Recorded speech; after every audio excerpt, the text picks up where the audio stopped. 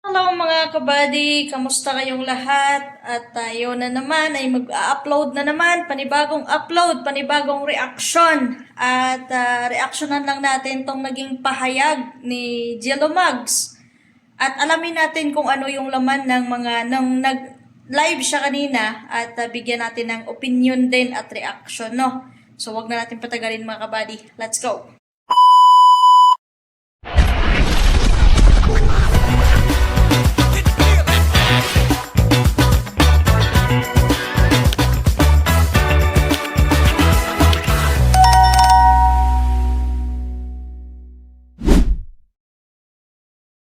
So yun mga kabady, no, may nakita ko yung live ni Jello Mugs kanina at ngayon ko lang re-reactionan ito kasi nag-live siya at parang pinuputakte siya ngayon ng mga basher, ng mga kalingap. So panoorin natin mga kabady at bigyan natin ng reaksyon kung ano man yung mga nasasabi niya doon sa live niya. Dito lang tayo babase sa kung ano yung sinasabi niya mga kabady. Saka natin bigyan ng reaksyon at sariling opinion din natin. Kaya Piling nyo kasi, kayo lang ang malaya magsabi ng masasakit. Ako tapos na ang pagkabayaran ko. Sabi nyo kapatid.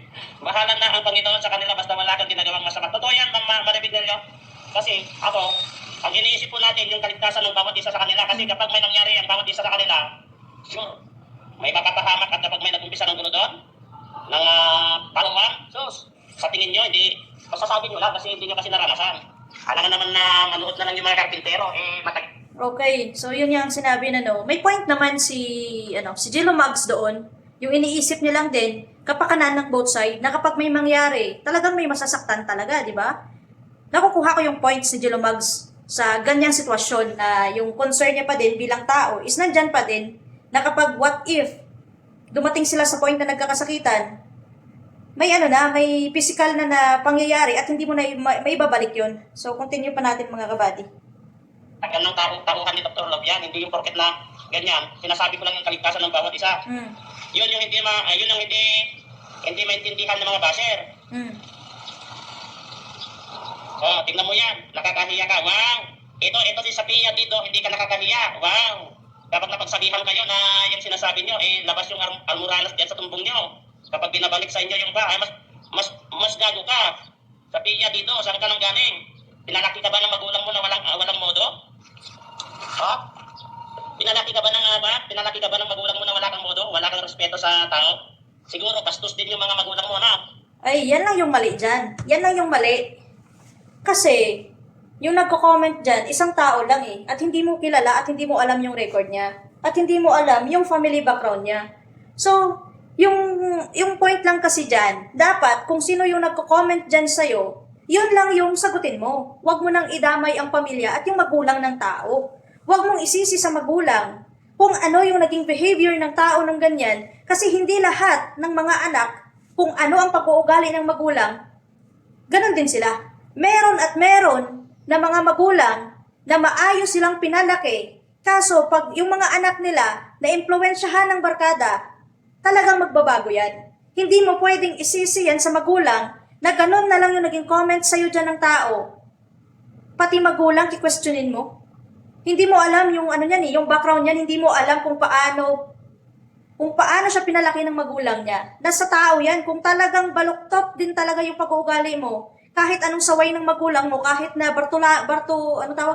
Ibartolina ka pa niyan, kung talagang matigas ka at na-impluwensyahan ka ng ibang tao na nakakasama mo, hindi na kasalanan ng magulang yon. Alangan man patayin niya ng magulang niya para lang masabi na nasa tama yung magulang niya, kailangan niya anuhin yung anak niya. Iba na ngayon kasi yung sitwasyon mga kabady. Kung napansin ninyo, sa panahon ng mga 90s kami, lalo na ako, 90s ako, batang 90s ako. Iba ngayon kasi ang sitwasyon sa henerasyon ng mga kabataan kaysa noon. Alam nyo kasi mga kabady, nung panahon ng mga 90s, wala pa yung child abuse.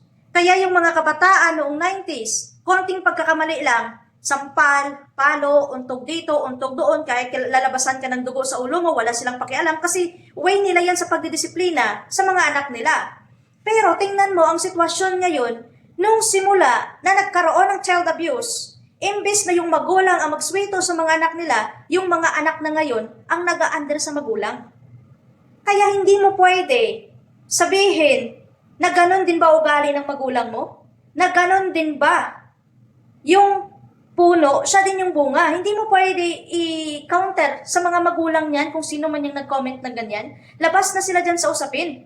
Kung gusto mo silang sagutin, diretsuhin mo. Pero yung idamay mo pa yung magulang na hindi mo naman sila kilala, ibang usapan na yun. Di ko lang alam mga kabady kung yan din yung opinion nyo ha. Ako sariling opinion ko din ito. At katulad nito kay Viancy tsaka sa nanay niya, kitang-kita naman sa social media kung paano swituhin ng magulang yung anak kaya nagkaganyan din yung anak. Hindi lahat ng magulang dinadala sa ganyang pag-uugali yung anak. Sadyang may mga anak din na ganyan yung pag-uugali. Kaya maling-mali na sinabihan ka ng ganyan ng isang tao dahil nga sa solid kalingap sila at ayun yung nakita niya sa live mo kahapon, ganun yung naging comment, babatuhin mo siya kasama yung magulang niya? Hindi naman tama yun mga kabady, di ba? Hindi mo kailangan isisi sa magulang niya. Lalo na't hindi mo alam kung ano yung record nila or kung ano yung naging background nila. Ngayon, dinamay mo yung magulang niya. Pag malaman ng magulang niyang gano'n, ki-questioning ka, ano isasagot mo? Dahil lang na-trigger ka, dahil lang ganyan yung comment ng bata, idadamay mo na yung magulang? Na kung saan hindi naman alam ng magulang yung pinagagawa ng anak? Dapat kung negative yung nasasabi sa'yo ng tao dyan, direct to the point, attack mo na lang din siya. Hindi yung idamay mo pa yung magulang niya. Kasi sabi nga nila, kung ano ang puno, yun din ang bunga. Mm. Maricel Magnato, shout out. Kasi ngayon, lumalabas pa na antay ako. Sa inyo na si Iking nyo. Lamunin nyo si Iking nyo guys, kainin nyo si Iking. Wala akong pakialam kay Iking. Ano yan? Pakikinabangan ko ba si Iking? So, malinaw mga kabady ang pagsabi dito ni Kalingap Jalomags na hindi siya anti-Kalingap. Talagang ano lang siya, concerned lang siya both side kasi nga mainit na yung sitwasyon eh. Meron ng mga bagay na pwedeng makapanakit sa kanila na makita sa video na hawak nila both side. So andun tayo sa point ni Jalomags na concerned siya. Pero yung sabihin niya na bakit ako doon kay Iking, mapakinabangan ko ba? So ibig sabihin, hindi ka pumapabor kay Iking dahil hindi mo siya napakinabangan? What if dumating sa point na wala ka na ding mapakinabangan sa Kalingap? Naisip mo ba yan bago mo bitawan ng salita na bakit ako kay Iking? Bakit lamunin nyo yan si Iking? Sa inyo na yan si Iking? Isiksik nyo yan si Iking dahil wala naman akong pakinabang? So, ibig sabihin niya, nandyan ka sa Kalingap dahil may pakinabang sila? Ganun ba yun, Jalomags? Ako hindi mo ko basher at tinatanong lang kita. Kasi batay sa sinabi mo dito, ulitin natin mga kabady ha, baka magkamali ako sa magiging reaction ko at opinion ko. Tao?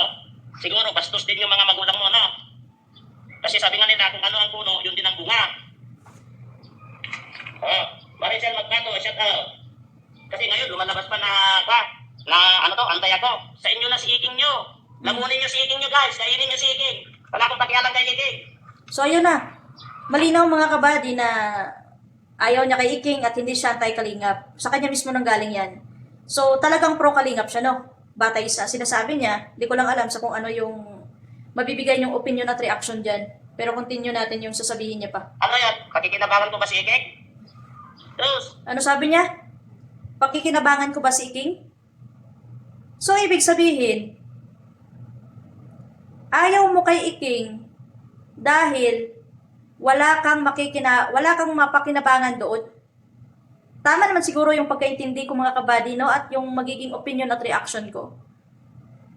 So, ibig sabihin ba, yan yung sinasabi mo na pumapagitna ka lang? Pero yung part ngayon, yung kahapon kasi sabi niya sa live niya mga kabady, pumapagitna lang siya. Pero, hindi ko lang ma-point out talaga kung ano talaga yung ibig niyang sabihin. Pero doon siguro sa point na, pumapagitna lang siya sa point na, pag nagkasakitan sila, hindi mo na maibabalik yun. Diba? Pero yung sasabihin niya, na pumapagitna siya, pero ngayon sasabihin niya dito, na wala siyang, hindi naman mapakinabangan si Iking. Ang gulo niya kasi magsalita mga kabady. Kaya ang hirap i-elaborate at bigyan ng reaction. Pero sa opinion ko lang ha, sariling opinion ko lang, sana hindi ma-offend si Jalomags dito, no? Hindi naman niya ako basher eh. Binabasihan ko lang din kung ano yung nasasabi niya dito sa live, saka ako magbibigay din ng opinion at reaction ko. Ayaw niya lang kay Iking dahil hindi niya napapakinabangan. Kaya dito siya sa Kalingap, dahil may pakinabang ang Kalingap. Yun ba yung pinupunto mo, Jello Mags? Ako, sariling opinion ko din to. Katulad ng sinasabi mo, ikaw may sarili ka ding opinion at reaction. So, nire-respeto ko yan. So, tuloy natin mga kabady. Ako, may sarili akong komento, may sarili akong kuro-kuro. I-respect nyo yung kuro-kuro ko. Kasi, So, ayan. May sarili tayong kuro-kuro, kakagaling din sa'yo. May sarili tayong kuro-kuro, may sarili tayong damdamin din, may sarili din tayong opinion. Nire-respeto namin yan. At nire-respeto din ng lahat yan. Pero sana kung ano man yung opinion at reaction ng mga tao batay sa kung ano yung pinapakita mo, respetuhin mo din. No, give and take lang kumbaga kasi kung wala silang nakita doon na magiging ganon sila sa'yo, na magbigay ng opinion at makapagbitaw ng reaction nila sa'yo, dahil din sa mga nabitawan mong salita doon sa live mo kahapon. So, katulad ng sinasabi mo, may sarili kang kuro-kuro, may sarili ka ding panlabas na hinaing mo or sa loobin mo, ganun din yung mga nanonood sa'yo. May mga sarili din silang opinion, may mga sarili din silang reaction patungkol sa kung ano yung nabitawan mong salita. So, yung gawin dyan, respeto na lang both side. Pero pakiusap ko lang din sa mga kalingap, sa mga pro-kalingap, sa mga solid kalingap, wag naman atake agad. Na nakitaan nyo lang siya ng ganun, na narinig nyo lang yung mga nabitawan nilang salita, nabitawan niyang salita kahapon sa live niya, below the belt agad yung i-atake nyo sa tao. Ano muna? Hinay-hinay lang muna mga pro-kalingap, mga solid kalingap, hinay-hinay lang. Magmasid muna kayo at huwag kayo magbase sa isang sitwasyon lang bago nyo atakihin yung isang tao sa kung ano man yung nabitawan niyang salita dahil doon sa live niya, sa pangyayari, sa pag-cross ng landas ni Dr. Love, Kuya Miel at ni Kuya Kendred. Ano muna? Laylo muna. Pero yung iba kasi, hindi naman natin sila ma-control talaga kasi dito tayo sa social media. Yung iba, atake agad. Hindi pinag-iisipan. Hindi muna nila binibigyan yung sarili nila ng second option or second level para makapagsalita ng ganon. Kasi dito sa social media mga kabady, ang dami din talaga na pag may marinig sila, hala, atake lang ng atake. Hindi nila iniisip muna at ina-analyze. So nandito tayo sa social media, Kalingap Jello Mags, hindi mo masisisiyan sila kasi hindi natin kontrolado yung mga tao. Katulad nito, ako, pumapagitna lang din ako sa inyo sa sitwasyon mo dahil sinasabihan ka ng anti-kalingap. Ano din ako minsan sa'yo, agree din ako kung ano yung mga nabibitawan mong salita na kung saan dyan ako kumukuha ng base sa kung ano maging opinion mo. So, yun, continue natin mga kabady. kasi ang iniisip ko yung kapakanan ng bawat side. Kasi kapag sigurado na kapag may nangyari doon, papanigan pa rin ng simbahan si Dr. Love. Bakit? Kasi pinapagawa niya yung simbahan. Sinong sumugod doon? Kaya sabihin nyo na kalsada pa yan. Eh paano? Sa tingin nyo, doon makipag-bobo ba si Dr. Love? Na hindi papasok doon sa simbahan? Ngayon, sino ang makakalaban nyo? Ang makakalaban nyo yung pare. Gets nyo? Ay, hindi. Ang layo naman siguro ng posibilidad na mangyari na porket si Douglas, yung nagpapaayos ng simbahan, kakampihan agad siya. May proseso dyan. At sa pagkakaalam ko sa mga pari, hindi yan basta-basta nakikisali sa gulo. O sisain niya muna yan, imbestigahan niya muna din yan.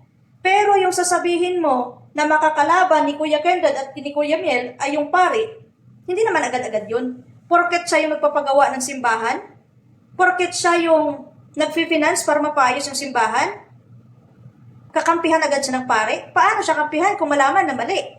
At kung may kasalanan din siya. At yung sinasabi mo nga pagsugod, hindi pagsugod yun, hindi pagsugod na masasabi yun kasi galing sila kahapon sa ribbon cutting sa pabahay kay Ryan na kung saan yung simbahan na yun, madadaanan yun pa uwi sa Kalingap na bahay. So ngayon, paano mo nasasabi na sinugod si Dr. Love na doon mismo sila sa tabi ng kalsada? At sa palagay ko, hindi naman bababa si Kuya Kendred ng ganon-ganon na lang kung hindi talaga siya pinakitaan ng dahilan ni Douglas para bumaba sa sasakyan. Bakit pa mag-aaksaya ng panahon si Kuya Kendred dyan? Diba? So, hindi lang din natin kasi mabigyan din ng point of view dito mga kabady kasi hindi din natin alam kung sino talaga nagpasimuno. Kasi yung mga video na ina-upload nila is yun lang yung time na nasa exciting part na sila na nagkakainitan na. Walang video na lumalabas na kung saan sinigawan ni Dr. Love or bumaba mismo si Kuya Kendred at si Kuya Mel para atakihin at anuhin si Dr. Love, di ba? Wala namang ganun. Pero doon tayo nagbabase lang sa sitwasyon ng pagkakagulo nila kasi yun lang naman yung lumalabas. At hindi mo naman masasabi na pagsugod yun kasi nasa public sila na lugar. Hindi yun nasa private property para masabi mo na sinugod. Or, masasabi mo na sinugod dahil nung bumaba si Kuya Kendred sa sasakyan niya, nakita natin sa video na si Kuya Kendred ang lumapit kay Dr. Love, hindi si Dr. Love ang lumapit kay Kuya Kendred. Yun lang yung dalawang basihan dyan eh. Pero yung, wala kasing video na full video talaga kung saan nagsimula at paano nagsimula mga kabady. Kaya mahirap tumalon sa conclusion na hindi natin nakikita ang pinagmulan ng gulo. Pero continue tayo mga kabady. Minsan mag-utak-utak yung kabubuhan nyo. Hindi yung sumbong kayo ng sumbong. Wala naman kayong tumbong. Oh. Hanggang ngayon na sinisiraan ko ang Team Kalinga. Nakita nyo, sinisiraan ko si Edo. Mga bulo. Mga demonyo kayo. Nagbigay lang ng opinion si Gilo tapos antay na. Kaya nga, sasabihin na. Nagbigay lang ako ng puro-puro ko ng opinion ko tapos antay na kagad. Tapos, Yun nga katulad ng sinabi ko kanina, hindi mo masisisi yung mga tao kung bakit inatake ka ng mga pro-Kalingap at solid viewers ng Kalingap dahil din kasi yan sa mga napangbitawan mong salita doon sa live. Pwede mo siyang balikan yung live mo at panoorin mo. At intindihin mo kung bakit ka pinuputakte ngayon ng masasabi mong basher na galing sa Kalingap kahit Kalingap ka naman. Base sa naging content ko kahapon kay Jello Mubs, no, doon sa video na napakita ko naman, pinura ko na kasi. Batay kasi doon nagsimula sa usapang trespassing. Na kung saan, dinidiin mo din kasi Kalingap Jello Mubs na yung gutter ay sakop yun at pagmamay-ari pa yun ng simbahan na kung saan si Dr. Love nga yung nagpapaayos doon. So ngayon, dahil may mga alam din yung mga nanonood sa'yo, kinokorek ka na hindi na yan sakop ng lupa ng simbahan na yan, yung gutter na kung saan ang pangyayari. Pero ano ang response mo sa nagkomento ng ganun? Di ba sinabihan mo, bobo ka, mag-aral ka muna, alamin mo muna yung batas. Siyempre yung mga tao, ano ang iisipin? Hindi mo masisisi yung mga tao kung bakit ka inaatake ngayon ng Kalingap to Kalingap dahil din yan sa mga nabibitawan mong salita. Or else, kung talagang pumapagitna ka sa ganong sitwasyon na mainit pa, kung may mga nagko-comment mang ganon, dapat sabihin mo na lang na ako pumapagitna lang pero ayaw ko magbigay ng mga salaysay or kung ano man, lalo na't wala ka naman pala doon sa sitwasyon na nangyari ng ganon, dapat sinabi mo na lang na mas mainam pa na magmasid na lang tayo. Pero yung pinopoint of view mo kasi sa live mo kahapon, pumapabor ka kay Dr. Love. Dahil ang pangyayari doon mismo sa harap ng simbahan na kung saan nandun naman sa gilid ng kalsada at sa gutter mismo nangyari, hindi naman totally sa property mismo ng simbahan para masabi mo at maipaglaban mo na yung gutter kung saan si Dr. Love nakatayo at hindi naman umapak si Kuya Kendred doon o si Kuya Mel, naka-public property naman yon. Kalsada yon. Hindi na yon saklaw na kung anong lupa meron yung simbahan para masabi mo na ano. Pero nagkataon lang na yung pangyayari ay nakatapat doon mismo sa location na kung saan makikita sa likod ng pinag-aawayan nila is simbahan yung naging background. So, hindi mo din masisisi yung mga tao kung bakit ganon yung pinag-iisip nila sa'yo kasi ikaw din naman yung nagbigay ng dahilan para pag-isipan at para pagbitawan ka ng salita ng ganon. Lalo na't mainit yung sitwasyon. Dapat kung pumapagitna ka naman talaga, umiwas ka lang muna sa kung ano yung pwede mo maging reaksyon. Saka ka na magbitaw kapag nakumpronta mo na agad si Dr. Love at nakumpronta mo din yung dalawang kaibigan mo dyan sa Kalingap, yan yung literal na pumapagitna ka. Pero yung point mo kanina na sinasabi mo na pinapakita mo lang na pumapagitna ka dahil concerned ka sa dalawa, kaaway man yan o kakampi mo dyan sa Kalingap, yung point na magkasakitan sila, doon may punto ka. Pero yung ipaglaban mo at sabihan mo yung Kalingap na nag-correct sa'yo na yung gutter hindi na saklaw ng lupa ng simbahan, sinabihan mo pang bobo, sinabihan mo pang mag-aral ka muna, at sinabihan mo pang alamin yung batas, na kung saan, kinokorek ka nga, kasi nga, siguro yung tao na yun may idea about sa batas. Sana, maging open din tayo bilang content creator, bilang vlogger, bilang reactors, maging open din tayo, tanggapin kung ano man yung mga pagkakamali natin na hindi natin namamalaya na kung saan kinokorek nila tayo. Okay, continue tayo mga kabady. Pinapalayas nyo na ako sa Kalingap. Hoy, yo! Mga basher kayo! Wala akong pakialam kung ansad nyo ako. Tataas man ang subscriber ko o liliit. Wala akong pakialam sa subscriber ko. Gets nyo? Kung sino lang yung mga nandito na nagsusuporta, yung naniniwala sa akin. Ngayon, ipapakita nyo yung sinasabi yung katraitoran ko. Yun yung makikita yung ebidensya nyo. Kung may ginagawa ba akong katraitoran. Kung wala naman may pakita, shout out your mouth. Ano, Sana wag naman eh. ano sabi niya? Ulitin natin mga kabady yung huling sabi niya.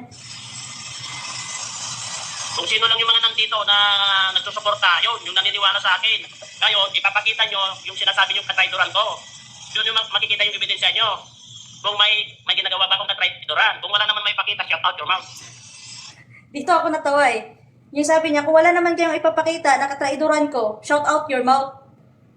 Hindi shout out. Yung shout out, shout out mo yung tao nandyan sa'yo or kung sino man yung gustong magpapa-shout out. Dapat, shut up.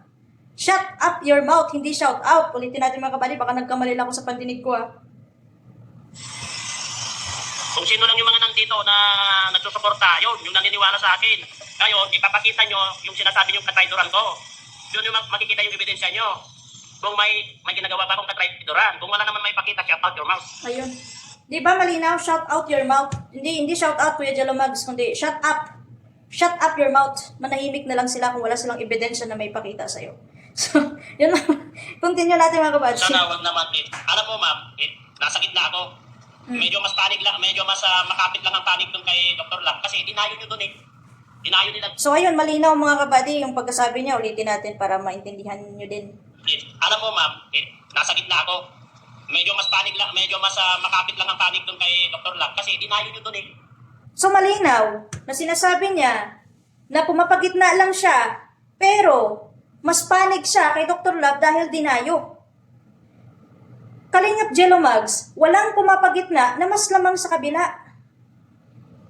Diyan mo tingnan sa mga binibitawan mong salita dito sa live mo kung bakit ka inaatake ng kalingap porket kalingap ka din at napag-isipan kang anti-kalingap ngayon. Dahil ikaw din ang nagbibitaw ng salita para pag-isipan ka na antay ka. Walang pumapagitna na pumapabor sa kabila. Gets niyo mga kabady? Nasasabihin niya, ano ba pagkasabi niya? Ulitin natin ha. Nasa gitna ako. Medyo mas panig lang, medyo mas makapit lang ang panig dun kay Dr. Lam. Kasi dinayo nyo dun eh. Yun na, ulitin ko ang pagkasabi niya. Sa gitna lang daw siya, pero mas lamang yung panig niya doon kay Dr. Love dahil dinayo si Dr. Love. Ikaw mismo, Kalingap Jello, alam mo yung daanan. At galing sila sa misyon nila na nagkating ribbon sila doon sa bapay na bahay kay Ryan at sa pamilya niya na kung saan pauwi na sila. At kung saan yung simbahan at yung location ng nangyari yung sitwasyon ng ganon, nadadaanan yun. Kung sakali na totoong sinugod si Dr. Love doon, sana nanggaling sila sa bahay at yun lang yung punteriya nila, si Dr. Love lang sana. Doon masasabi mo na sinugod si Dr. Love. Pero alam naman nating lahat at nag-live pa si Kalinga Prab na meron silang ribbon cutting sa pabahay ni Ryan na kung saan yung simbahan madadaanan pa uwi. Mahirap nga tumalon sa isang conclusion na usapan at pangyayari kung hindi mo alam ang totoong pangyayari.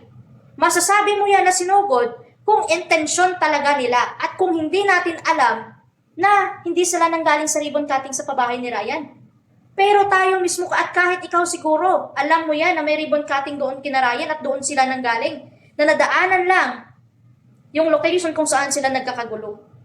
Ang sinasabi na pagsugod ay yung intensyon mo na galing ka sa bahay nila, sa bahay mo mismo at pupunteryahin mo para puntahan doon, personalin mo yung tao, yan yung pagsugod. Pero yung nadaanan mo lang, yan yung sinasabi na, ano tawag dito mga kabady? Yan yung sinasabi mga kabady na expect the unexpected. Kasi hindi sa lahat ng oras, sa lahat ng oras na yung taong hinahamon mo sa social media at hindi sa lahat ng oras na pinagmamayabangan mo dito sa social media, hindi kayo mag-cross ng landas. Kasi nasa iisang lugar lang kayo, nasa Bicol lang kayo, maliban lang. Kung galing pa ng Iloilo o anumang probinsya o nandito man sa abroad, para ganyanin mo yung tao na hindi kayo mag-cross ng landas. Hindi napaka-imposible yan mga kabady na hindi mo inakala na yung time na yon is pagtagpuin kayo. Hindi nyo hawak yung sitwasyon. At hindi mo pwede diktahan na sana Lord, wag mo naman kami wag mo naman kami ipag-cross ng landas, ganito, ganyan. So malinaw naman na, doon naman na madadaanan naman yung simbahan na kung saan nangyari yung gulo na yun kahapon at hindi naman nila intensyon na sugurin talaga si Dr. Love. So ayun mga kabady, continue tayo. Bilhin nyo kasi, Saan na yun? sinungat. Wala sa makapit lang ang panig doon kay Dr. Love kasi dinayo nyo doon eh. Dinayo nila doon eh. Oh. Oh, kinumpronta ko si Dr. Love. Kinumpronta ko. Oh. Sabi mo, ikaw daw, nag-amok-amok ka ng sisigaw ka daw, sinigawan mo daw sila. Sinungaling sila, sabi niya. Ano bang nagsasabi ng totoo? Kasi ako, kapag may ako, kumprontahin to. Kasi, iniisip ko, yung kapakanan ng bawat partido. Alam nyo, kapag may gulo doon, sa tingin nyo, pababayaan ng mga karpentero si Dr. Love. Matagal na niyang tao yan, si Dr. Love. Oh. O so ayun pala mga kabady, malinaw pala sa pagkasabi ni Jello Mags na kinumpronta niya si Dr. Love. Pero kung talagang pumapagitna ka, kung kinumpronta mo si Dr. Love, bakit hindi mo kinumpronta din si Kuya Mel, Kuya Kenlet at yung mga kasama niyo dyan sa Kalingap na kung saan magkakaibigan naman kayo? Bakit isang side lang? Kung pumapagitna ka talaga, bakit isang side lang ang kinumpronta mo? Dapat kung literal ka talaga na pumapagitna lang, alamin mo both side. Bago ka sana nagbitaw ng kung ano maging opinion at reaction mo. Tama ba ako mga kabady sa nabibitawan ko ditong salita? Sa totoo lang no, kung talagang pumapagitna siya, walang pumapagitna na mas panig siya sa kabila. At dito pa lang, sa salaysay niya. Kung pumapagitna siya, bakit si Dr. Love lang ang kinumpronta niya? Bakit hindi niya alamin yung side din ng pinagsasabi niya na sumugod doon kay Dr. Love? Kung talagang pumapagitna ka, kahit ano pang tanong sa'yo ng mga tao, pwede mo naman sabihin na alamin muna natin kung ano yung tunay na pangyayari. Pumapagitna lang tayo bago tayo magbitaw na kung ano yung reaction at opinion natin. Pero yung kahapon kasi sa live mo, may pagkakamali ka din sa mga nabitawan mo doon. Kaya hindi mo din masisisi nga yung mga tao kung bakit ganun yung pag-iisip nila sa'yo ngayon. So, yun lang mga kabady, no? Comment down below na lang kung ano yung magiging opinion nyo dito sa mga nabitawan kong salita, sa naging opinion at reaction ko, or kung ano man yung sa loobin ninyo at opinion at reaction ninyo, batay sa napanood ninyo na about nanggaling kay Jello Mags. So mga kabady, maraming salamat sa inyong panonood at mag-ingat kayong lahat. God bless at to God be the glory.